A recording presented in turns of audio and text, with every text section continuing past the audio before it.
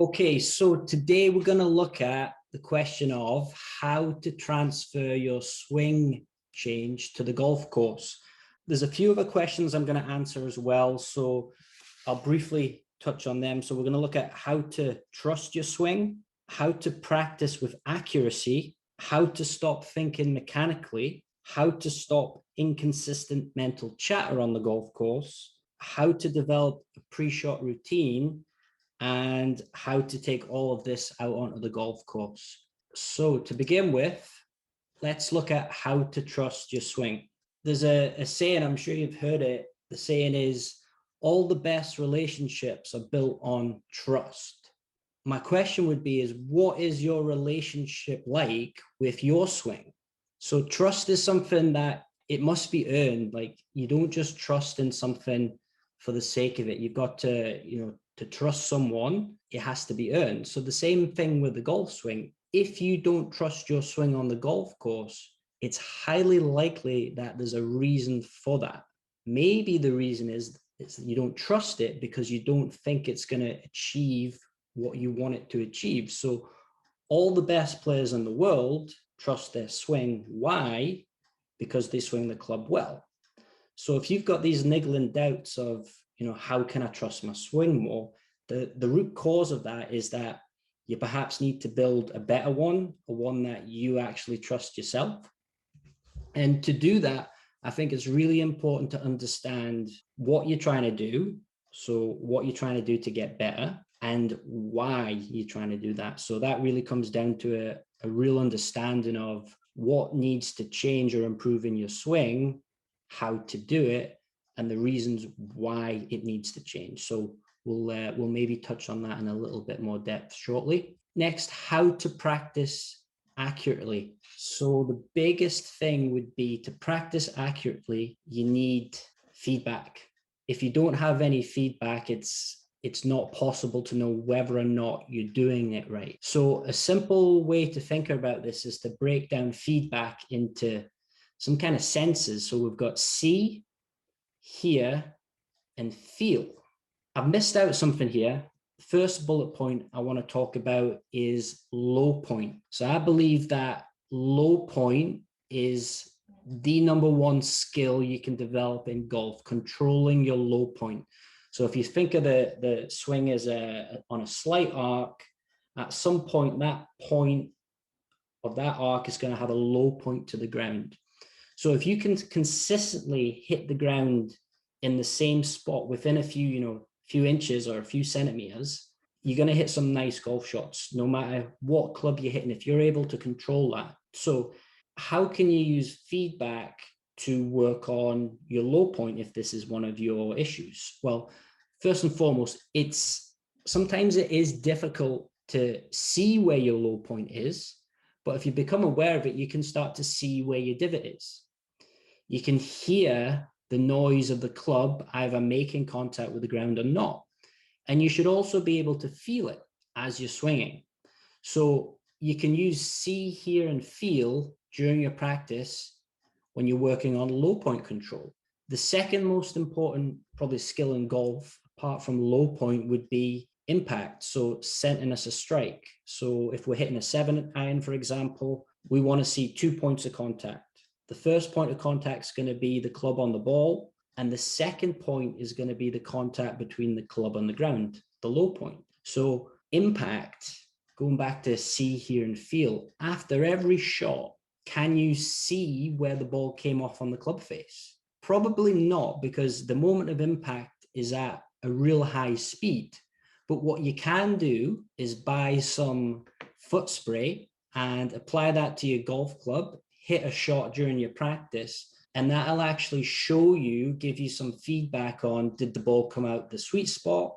Did it come out the toe? Did it come out the heel? Did it come high? Did it go low? So even though you can't see it in real time, you can see it after the fact and adjust.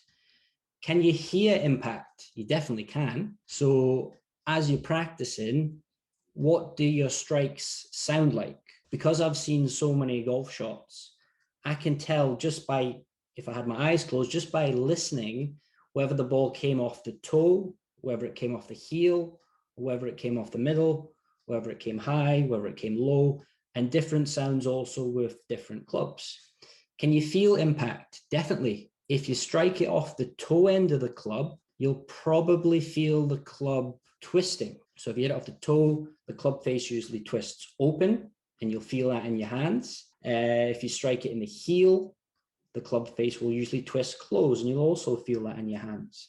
Something we've maybe touched on in lessons is scaling. So scaling is giving if you're trying to make some type of swing change or improvement during your practice, what's really important is to be able to exaggerate that new movement you're trying to make. So that would be assigning a feeling, a number from 0 to 10. So a 0 would be what you currently do, and a 10 would be a really extreme version of that.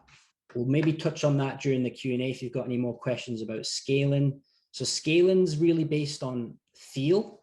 You can't really hear it, but you can see it if you use video feedback. Video feedback is great to show you where you are in the swing. The only thing with video you've got to be careful about is making sure you set up the camera correctly for different views.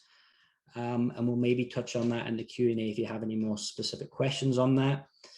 The last one would be the use of training aids. So plenty of training aids out there that can give you feedback on all sorts of different aspects of the game. So if you've got any questions about specific training aids for something you're working on in your swing, there's plenty I can recommend. The one I skipped over there was ball flight. Maybe go back to that. So that's a one you can see. Okay, so if you're working on a swing change, that swing change should be connected to some type of ball flight. So ball flight's the best teacher.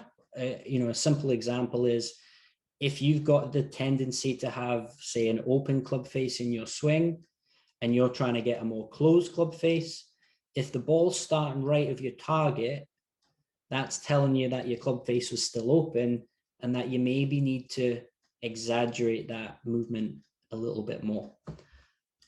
Okay, moving on to how to stop thinking mechanically. So this all comes down to awareness. Are you internally focused or externally focused? So what's the difference? So internally would be when you're focused on maybe a particular body part, and externally focused would be when you're focused on something outside of yourself, like the target or the ball flight you're trying to hit. So what I would encourage you to do, if you're stuck in this mechanical kind of thinking area, we want to change thinking into feeling. So we want to go from internal focus to external. So a couple of tips to do that: simply visualizing your ball flight, both before and during the shot, feeling more of a mental connection to your target. And then also you want to start to change the conversation in your head. If you've got all these mechanical swing thoughts, it's probably time to change that, control it, or at least, the starting point is becoming aware of it, noticing it, and then changing it, which we'll move on to next. How to remove inconsistent mental chatter. I actually think it's got a really simple answer, and that's to develop a pre-shot routine. What I'm going to do is I'm going to play a little video here. This was actually from a lesson I did, I think it was yesterday, with Louise. So I'll play this video through once on its own, and then I'll play through it slowly, kind of walking you through step by step what's happening. So here I'm about to hit essentially a 7-iron. I'm visualizing, I know the shot I want to play. I'm going to hit a low 7-iron with a slight draw. So that's me made the decision. And this is about a 20-second clip of me actually talking out loud my kind of thought process and what I'm saying to myself essentially as I'm about to go and hit this shot. So I'll play this through. I'm visualizing my ball flight, stepping in, still visualizing it, feeling a 10, with some 10,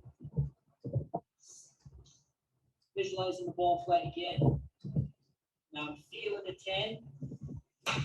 So let's go through that slowly. As I'm standing behind the ball here, I've already kind of made my decision on what club I'm going to use, what shot shape I want to hit.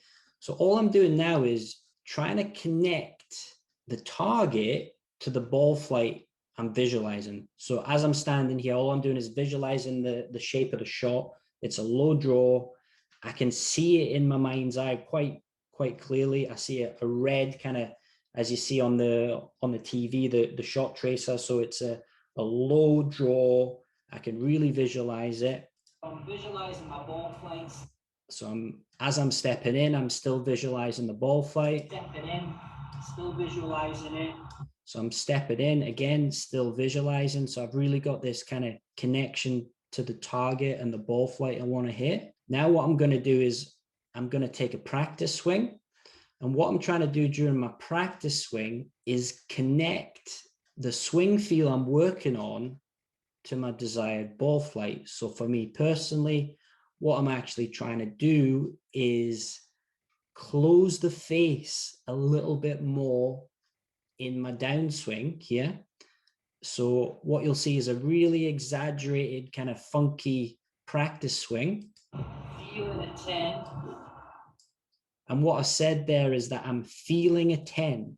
So that's me using scaling during my practice swing, trying to feel a really exaggerated closed club face.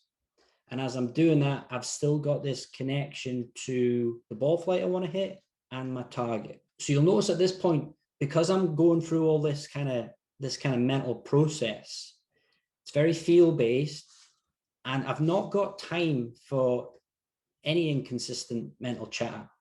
I'm just thinking about the task ahead of me and how I'm going to best achieve that. Visualizing the ball flight again. So there I've set the club down behind the ball. I've taken my stance. Again, I'm looking at the target, very externally focused. I'm not staring down at the ball. I'm trying to look at the target. Now I'm feeling a 10. In my backswing, I was feeling the 10, and on the through to commit to the shot, I was actually trying to connect that 10 swing feeling and my intent to start the ball low and slightly to the right of the target to hit that little right to left low type of draw shot. How to develop your own pre-shot routine, because everyone's different. I think the best place to start is actually on the range, where you can hit shot after shot after shot and just rehearse the same routine over and over again. So we call this block practice, where you've got the same target, you're hitting from the same spot, you've got the same task, you're just hitting again and again and again, trying to kind of really ingrain this routine. During this, you can talk out loud. I would strongly recommend you do that. And like if the range is busy and there's loads of people about, you can, of course, just mentally go through this in your own head. But I really think it's powerful actually to do it out loud, because essentially you'll start to develop a script, your own script, and like a checklist of what you feel is important. And what you might find at the beginning is that checklist is about, it might be 10 or 20 things, which is probably too much and not that helpful. So word choice is really important. So I would say less is more. Might be worth going back through that video and actually counting how many words I used. There wasn't many. It was essentially target, visualize ball flight, feeling a 10, seeing the low draw, and my intent was to kind of start the ball out to the right, low ball flight, curve right to left. So definitely less is more. And when you get this down, there's just no time for wandering thoughts. So going back to that, how to stop thinking mechanically, how to remove inconsistent mental chatter, develop a pre-shot routine that helps you achieve what you're trying to achieve out on the golf course. So I hope that was helpful. Let's open up to questions.